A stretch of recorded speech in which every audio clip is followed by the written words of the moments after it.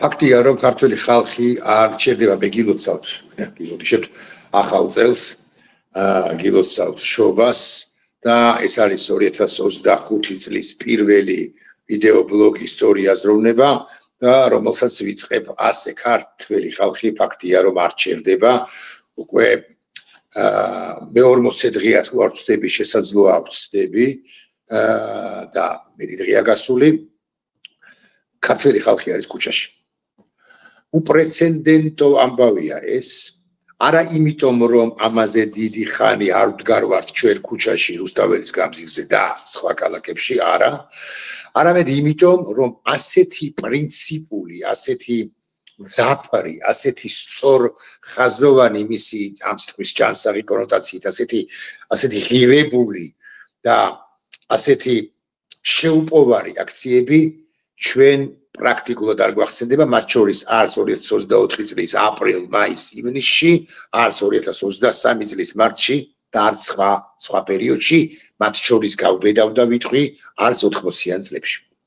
არ ჩერდება შესაბამისად, ეს ძალიან მნიშვნელოვანია, არ ჩერდება შესაბამისად დასავლეთიც და კონკრეტულად შეერთებული შტატებიც და მე გეტყვით, რატომ არ ჩერდება ვაშინგტონი, იმიტომ რომ ისინი ამერიკელები ხედავენ ჩვენს შეუპოვრობას. რაც უფრო დიდხანს და შეუპოვრად ვიდგებით ჩვენ ქუჩაში, მით უფრო მკვეთრი და მკაცრი იქნება ქვეყანა, რომლისთვისაც საქართველო ისედაც უჩვენოდაც, ესე ვიტყვი, მეტად ძალიან ერთობძლიერ ღირებულია. არ ჩერდებიან ჩვენი დასავლელი პარტნიორები და ამის ნათელი დასტურია, რომ ძალიან საინტერესო სახელიანი ახალი აქტი შედის შეერთებული შტატების კონგრესში, რომლის ავტორებიც არიან ცნობილი კონგრესმენები, მათ შორის უკვე ყველასთვის ცნობილი სენატორი კი არა, კონგრესმენი ვილსონი და ამ აქტს ქვია ქართული კოშმარის მთავრობის, ქართული კოშმარი მოაწყვა მთავრობამ, ქართული კოშმარის მთავრობის არაღიარების აქტი. სხვათა შორის ეს ძალიან საყურადღებოა და ძალიან მნიშვნელოვანია, რომ ეს ამბები ხდება ვიდრე 20 იანვრამდე. ანუ ვიდრე ოვალურ კაბინეტში შევა რესპუბლიკელი ტრამპი. კონგრესმენები, დემოკრატები თუ რესპუბლიკელები და კვლავ ვიმეორებ, რომ ორპარტიული მხარდაჭერა აქვს საქართველოს როგორც ქვეყანას და არა მის დე ფაქტო თვითმარქვია რუსულ მთავრობას. კონგრესმენები და სენატორები ერთგვარად უბიძგებენ, ერთგვარად წყალებში აიძულებენ ბაიდენის ადმინისტრაციას, რომ სწორედ მან დააწესოს სანქციები ქართველი ხალხის მტრების, ქართველი ხალხის ქართულგვარიანი მტრების, ქართულგვარიანი რუსების, ივანიშვილის და მისი ამ ფსონების ან მისი წარმომადგენლების მიმართ. ქართული კოშმარის მთავრობის არაღიარების აქტის პარალელურად კვლავ გაცოცხლდა მეგობარი აქტი, კონგრესმენი კოენი, კონგრესმენი ვილსონი იცით თქვენ და კონგრესმენი ჰადსონი არიან ამ ორპარტიული აქტის ინიციატორები, ხელახალი ინიციატორები და რას ითვალისწინებს ეს მეგობარი აქტი, მე აღარ ჩამოვთვლი იმას, რა შეზღუდვებიც და უწესდება დამტკიცების შემთხვევაში ყველა ოფიციალურ პირს და მათი ოჯახის წევრებს, რომლებიც საქართველოს სუვერენიტეტის შელახმისთვის იქნებიან დასჯილნი, კვლავ ვიმეორებ თუ დადასტურდება, მე ვამბობ სხვა რამეს. რას ვკარგავთ ჩვენ ქართული ოცნების ხელისუფლებაში დარჩენის, ძალაუფლებაში დარჩენის შემთხვევაში და შემდეგ. სწორედ მეგობარი აქტი უმნიშვნელოვანესი დოკუმენტი განსაზღვრავს იმას, რას მივიღებთ ჩვენ შესაძლოდ, აი ესე უნდა ვთქვა, ამ რუსული ოცნების მოშორების შემთხვევაში, ანუ ქართული კოშმარის დასრულების შემთხვევაში, ქართული კოშმარის მთავრობის დასრულების შემთხვევაში და ეს არის რამდენიმე მნიშვნელოვანი ამბავი, რაც თავითვე იყო ჩაწერილი მეგობარი აქტში და ახლა განახლდა. ეს არის პირველი. მაღალი ალბათობით უვიზო მიმოსვლა შეერთებულ შტატებთან, მაღალივე ალბათობით პირდაპირ ფრენები შეერთებულ შტატებთან, ასევე ქარტიის, რომელიც გაჩერებულია, ქარტიის ფარგლებში უამრავი ბენეფიტის, უამრავი პროგრამის განხორციელება და მათ შორის თავისუფალი ვაჭრობა შეერთებულ შტატებთან. წარმოიდგინეთ, ივანიშვილი, რომელიც ანგრევს ამ ქვეყანას და საქართველოს სუვერენიტეტს ებრძვის, საქართველოს სუვერენიტეტს ლახავს, სწორედ ამ ჩვენთვის შეერთებული შტატებიდან, როგორც უმნიშვნელოვანესი პარტნიორისაგან გაცემულ აი ამ პირობებს, ამ შესაძლო ამბებს, შესაძლო მოვლენებს, ამბებს უპირისპირდება, იმიტომ რომ ჩააფრინდა ხელისუფლებას ბაიდენი, სწორედ ამიტომ ამბობ ესე, სწორედ ამიტომ თქვი, რომ ეს არის სწორედ ბაიდენის მიერ გასროლილი ტყვია, რასაკვირველია შეთანხმებული გასროლილი ტყვია ცხადია წყალებში, რასაკვირველია შეთანხმებული პრეზიდენტ ტრამპის ადმინისტრაციასთან, უშუალოდ პრეზიდენტ ტრამპთან, მან ბაიდენმა უნდა დაუტოვოს, ის ბაიდენი უტოვებს სულ სხვა სასტარტო პირობებს პრეზიდენტ ტრამპს, რომელიც რაც არ უნდა გაიხეს შუაზე ირაკლი კობახიძე, თუ ბიზინა ივანიშვილი, თუ მისი ლობისტები, ხო, ამაზეც ვილაპარაკებთ რამდენიმე წამში თუ წუთში, ამ ბაიდენის მიერ შექმნილ რეალობას უბრალოდ ვეღარ შეცვლიან. და ჩვენ კვლავ ვიმეორებ, აი ამას ვკარგავთ, გარდა იმისა, რომ ბიზინა ივანიშვილი კარგავს ფინანსებს, მისი შვილი იქნებიან დასანქცირებული ქართული ოცნების წარმომადგენლები, ვინც ებრძვის საქართველოს სუვერენიტეტს და ეს დადასტურდება, იქნებიან დასანქცირებულნი სხვადასხვა გვარად. ჩვენ უშუალოდ საქართველოს მოქალაქეები იმის გამო, რომ დავტოვეთ, ან ვტოვებთ, ან თუ დარჩება, მოდი ესე ვიტყვი, ივანიშვილის რუსული დეფისი, ქართული ან ქართული დეფისი რუსული ხელისუფლება, რეჟიმი, ოცნება, ჩვენ კარგავთ პირველი კვლავ ვიმეორებ უვიზო მიმოსვლას შეერთებულ შტატებთან, უვიზო მიმოსვლის პერსპექტივას, ქარტიის ფარგლებში თანამშრომლობას, მათ შორის სამხედრო სფეროში კიდე კაი გამახსენდა ეს თემა და აქ სამხედროებს მივმართავ, ხო ხვდებით რამდენად დასუსტდება საქართველოს შეიარაღებული ძალები შეერთებული შტატების მიერ ჩვენი მხარდაჭერის გარეშე იმ შეერთებული შტატებისა, რომელმაც 2000-იანი წლების დასაწყისში პრაქტიკულად შექმნა ჩვენი შეიარაღებული ძალები, ანუ შექმნა თქვენ. ასევე უვიზო რეჟიმი ვთქვი, ასევე ვთქვი თავისუფალი ფრენები, ან პირდაპირ ფრენები შეერთებულ შტატებთან და ასევე რასაკვირველია თავისუფალი ვაჭრობა მეწარმეებისათვის, რომლებიც მუშაობენ, მოქმედებენ საქართველოში, რომლებსაც ძალიან გაუჭირდებათ 2025 წელს, მათთვის გაიხსნებოდა ამერიკული ბაზარი, თავისუფალი ბაზარი, ეს გაივალეცინებს უბაჟოდ შესვლას საქართველოს მნიშვნელოვანი ნაწილისა, დაახლოებით იმ პირობებს, როგორი პირობებიც გვაქვს ჩვენ ევროკავშირთან, აი ამას ვკარგავთ, იმიტომ რომ ვინმე პაპაშვილები აპრავებენ ვინმე ივანიშვილს, პაპაშვილი ვინმეა ისტორიისათვის, ივანიშვილი არ არის ვინმე, ივანიშვილი არის ქართველი რუსი, რომელიც ანგრევს ამ ქვეყნის ფუნდამენტს, არღვევს რა, გამოშიგნავს რა სახელმწიფო ინსტიტუციებს და ინსტიტუციონალიზაციას აკეთებს და დესახელმწიფოებრიობით არის დაკავებული. მაგრამ ეს ივანიშვილი ფართხალებს ისიც თქვენ და ქირაობს ჩემი ინფორმაციითაც და ობიექტურადაც ლობისტებს შეერთებულ შტატებში. მაღალი დონის ლობისტებს მეთქი ესე ვერ ვიტყვი, იმიტომ რომ მაღალი დონის ლობისტები მას აღარ ემუშავებიან. აი რა დონის ლობისტებსაც მუშაობს, ისინი ვინც ემუშავება, ისინიც კი ვერაფერს ხდებიან და მე გეტყვით რა. ვერანაირი ლობისტური საქმიანობა, რაც არ უნდა ფული გადაუხადო, ან 7-ჯერ მეტი რომ გადაიხადო, ვიდრე ეკუთვნის ამა თუ იმ ლობისტურ კომპანიაში, ვერ გშველის, როდესაც შენ ფუნდამენტურ საკითხებს შეეხი. როდესაც პირველი არღვია და არღვია ადამიანის უფლებები, ეს ერთი და არღვია და არღვია ივანიშვილმა ადამიანის უფლებები და მისმა რეჟიმმა. როდესაც შენ არბიე და არბიე დემონსტრაციები, როდესაც შენ აყალბე და აყალბე არჩევნები, როდესაც შენ და აქ არის მთავარი სათქმელი, როდესაც შენ გადაიყვანე ეს თავისუფლების მოყვარე ხალხი და ქვეყანა რუსულ რელსებზე.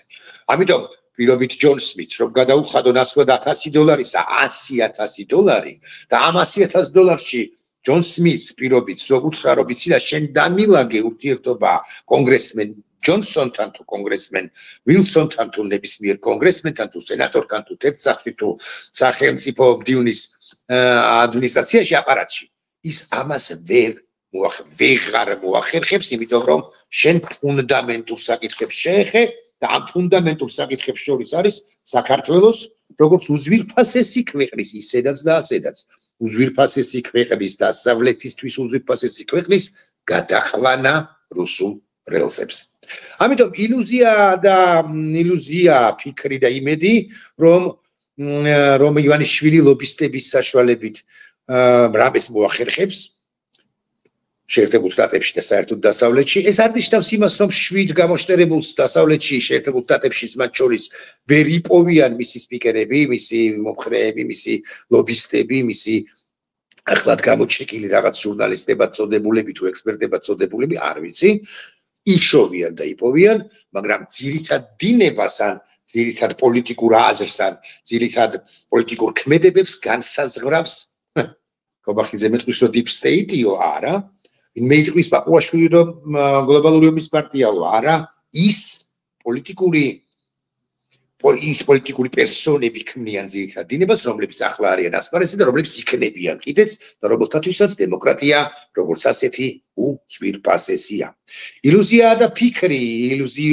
ფიქრი და იმედი იმის თაობაზე რომ სანქციები 2025 წლის 20 იანვრის შემდეგ არ გაგრძელდება აქ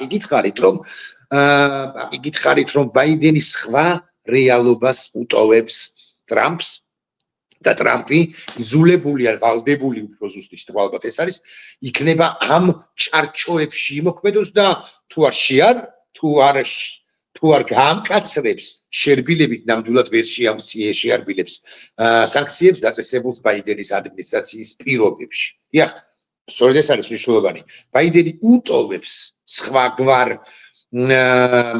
ურთიერთობას შეერთებულ შტატებსა და საქართველოს შორის ტრამპს და ტრამპის ადმინისტრაცია პირველ რიგში დასაკვირველი მომავალი სახელმწიფო მდივანი რუბიო იქნება ვალდებული გააგრძელოს წინა სახელმწიფო მდივნის ან წინა ადმინისტრაციის პოლიტიკა. ამიტომ კითხვას გაგრძელდება თუ არა სანქციები 20 იანვრის შემდეგ მე კობახიძის ან აპუაშვილის ან ზარკუას ან მაკაბოჭორიშვილის ან სხვების გასაგონად ვიტყვი რომ წუხვარ, მაგრამ გაგრძელდება კი არა, ეს ხუჟი მარხუჟი მეთქი.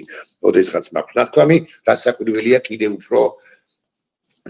უფრო გამზაფდება და გაძლიერდება.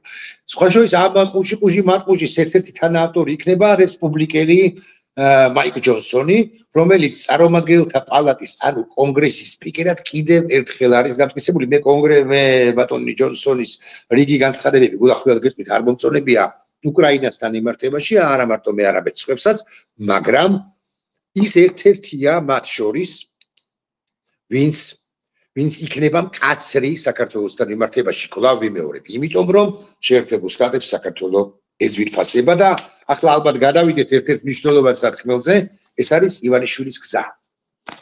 რაც მალე გაიხევს ბატონი ივანიშვილი უკან, რაც გუშინ დანიშნავს ის არჩევნებს, მით უკეთესია ეს უშუალოდ ივანიშვილისთვის.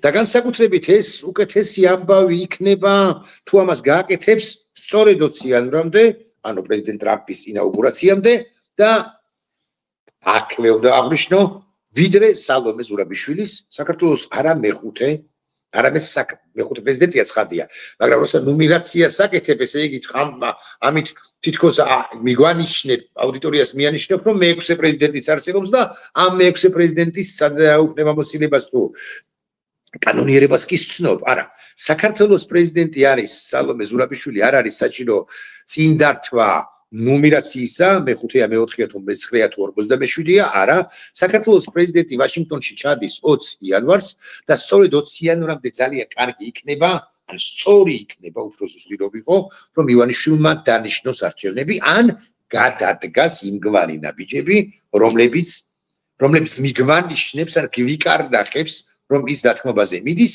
და უკვე ადრე თუ გვია, თქვა იანვრის ბოლომდე თებერვლის დასაწყისისთვის, თებერვლის შუა რიცხვებისთვის არჩევნებს სწორედაც რომ გამოაცხადებს. როგორი დაბიჯებია ეს? მისთვისვია ეს უკეთესი, იმიტომ რომ ამ შემთხვევაში ვერდიქტი, ისტორიის ვერდიქტი გამოტანილია. ისტორიის ვერდიქტის მიხედვით ივანიშვილი ჩაწერილია ყველაზე უფრო საგინებელ ქართველ რუსთა შორის, ან ქართველ ყველაზე უფრო საგინებელ ქართველთა შორის, მაგალითად მიხა ცხაკაიას, მამია ორახელაშვილის, ბუდუმრიუმის, თუ სერგო ორჯონიკიძის თუ ფილიპე მახარაძის გვერდით. ეს გასაგებია, მაგრამ დღეს ოდნავ მაინც რომ გადარჩეს, ხო? საკონტროლო ტყვია რომ დაეხლება მას ფიგურალურად ცხადია პირდაპირ გასროლას არ გულისხმობ ისტორიამ დაახალა მას საკონტროლო ტყვია უკვე, მაგრამ აი კიდევ დღევანდელობაშიც რომ დაეხლება საკონტროლო ტყვია, ეს ტყვია იყოს დამჭრელი და არა მისი დღევანდელობაში სისის სახელის თვის ლეტალური შედეგის დაყენებელი. ეს მარებ თქვა ხო. ეხლა რატო ვამბობ ამას? ივანიშვილმა უნდა დანიშნოს არჩევნები, ან გადადგას ნაბიჯები, რომლებიც მიგვანიშნებს, რომ ის არჩევნები გათმობაზე მოდის და არჩევნებს დანიშნავს. ეს ნაბიჯებია. თავრობის ეგრეთ წოდებული თავმჯდომარის გობახიძის განთავისუფლება, მთელი თავრობის გობახიძისთან ერთად. ამ ეგრეთ წოდებულ პაპუაშვილის ეგრეთ წოდებულ პარლამენტში ახალი თავრობას რომ წარადგენს, ისევ ეგრეთ წოდებულს, იმის არ დამტკიცება და ამ გზით, აი ამ მოსახლებით, ამ დრიბლინგით ახალი არჩევნების დანიშნა. არ წავა ივანიშვილი ჩემი ღვაწმენით ამაზე. რაც არ უნდა სალომე ზურაბიშვილი ჩავიდეს შეერთებულ შტატებში და ეს კიდევ ერთხელ დაასაკუთროს და რაც არ უნდა მეგობარი აქტი თუ ქართული კოშმარის თავრობის არაღიარების აქტი მიიღოს შეერთებულმა შტატებმა, ამაზე ივანიშვილი არ წავა, მაგრამ მე ამას ყველაფერს იმიტომ ვლაპარაკობ, რომ ავხსნა ივანიშვილისთვის რა იქნება მისთვის გამოსავალი.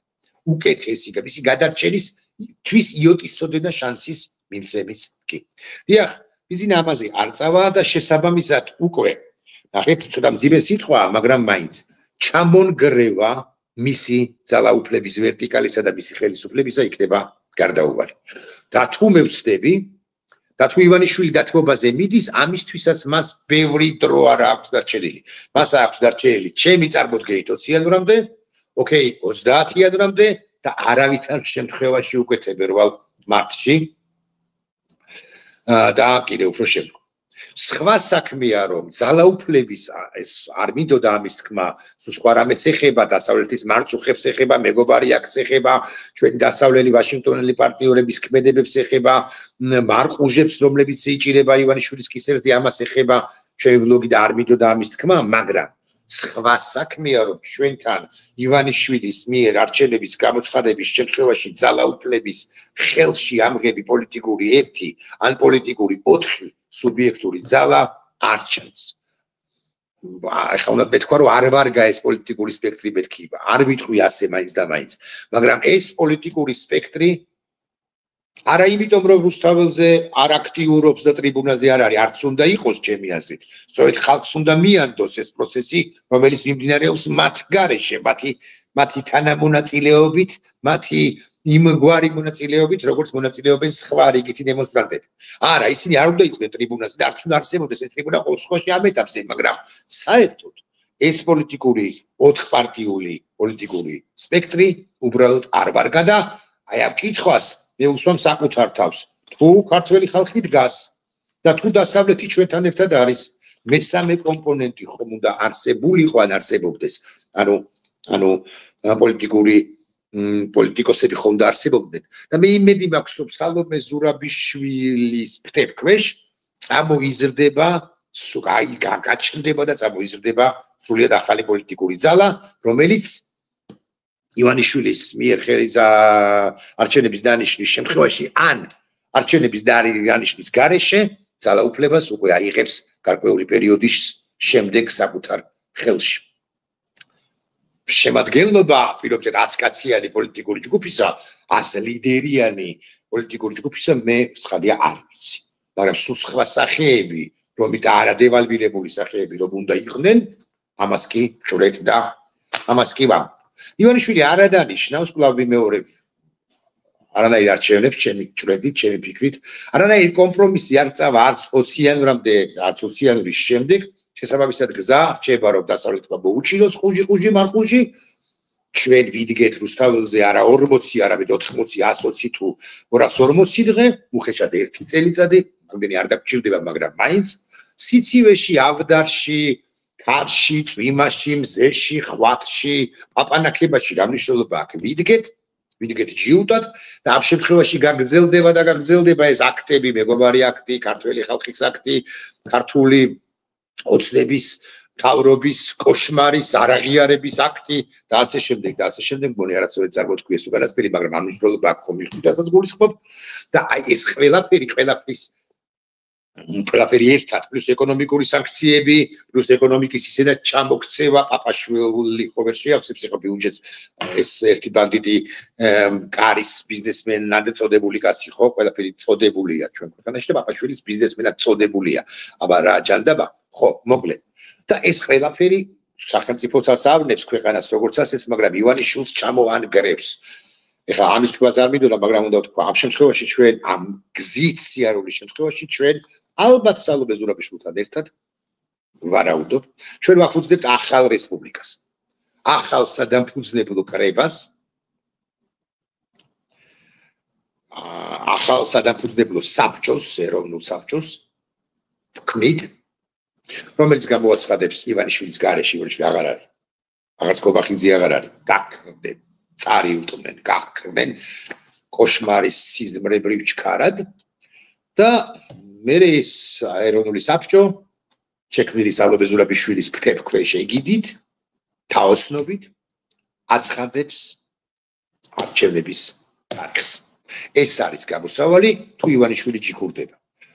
ივანიშვილი ჩემი აზრით ჯიქურდება თუ არა და აგე იანვარია დაიწყო 25 წელიწადი ივანიშვილს აქვს არა უმეტეს 2 კვირი სა